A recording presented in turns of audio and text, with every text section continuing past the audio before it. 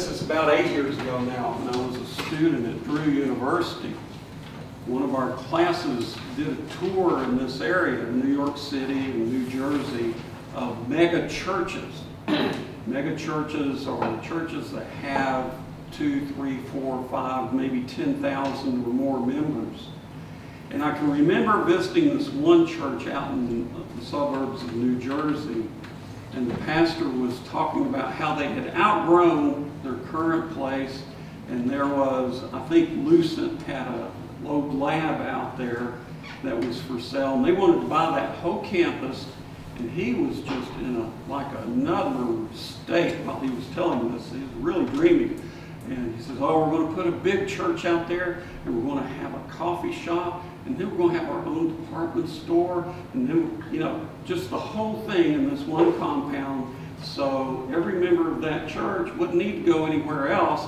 They could go right there and get everything they needed. I didn't know if he's going to have a grocery store there or not. I imagine that would come later. But I got to thinking about that, and I thought, you know, it makes sense. Because the kind of Christian worship that's practiced in mega churches is consumerism.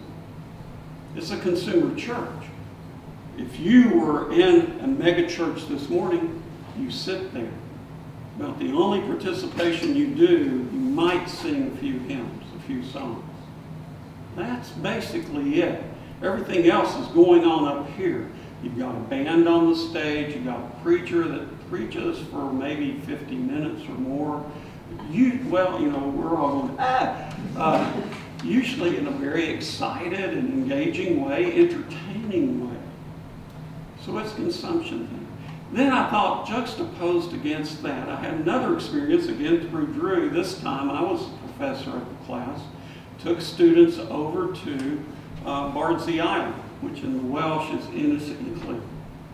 And on Ynys Enlli, we practiced every day an ancient Celtic liturgy called the Laura Missal.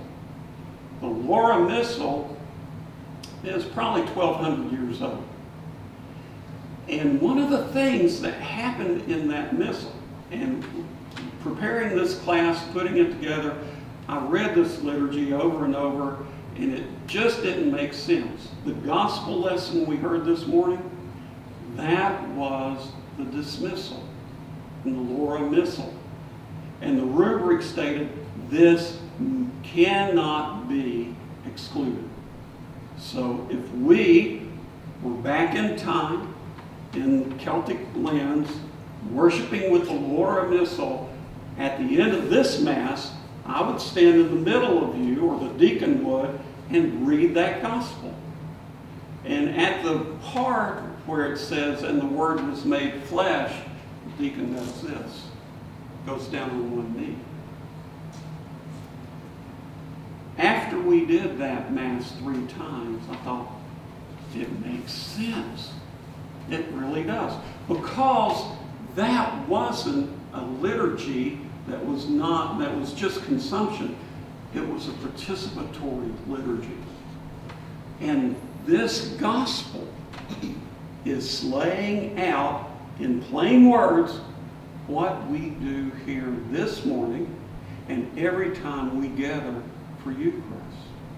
And I think the best way to describe that is with a story that I've shared with some of you about a young woman over in Oil City who came to communion one Sunday morning, and she had her hands out. I put the bread in her hands, and I said, the body of Christ. And she started to take it, and then she just stopped for a minute and got a kind of a quizzical look, and then she received it. And I knew something was going on with her. And we caught up with each other at coffee hour, and she says, I think I finally got it this morning.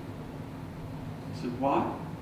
Well, at communion, I realized that, yes, that is the body of Christ, but it's also the truest representation of who I am as well.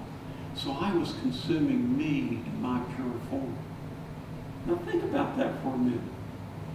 Yeah, she got it right. She is consuming herself in pure form. She is consuming Christ. She is consuming that which Christ redeems and makes pure. In that moment, in the way she expressed it, she experienced salvation and redemption. That's what we do. That's what this gospel is talking about. We come to this table, and on it, we have our ritual and our rite, and you help me to co-create a religious environment where Christ becomes present, and we recognize that presence in the bread and wine. We consume that bread. We become that body. And the truth of the gospel is realized again. And the Word is made flesh in you and me.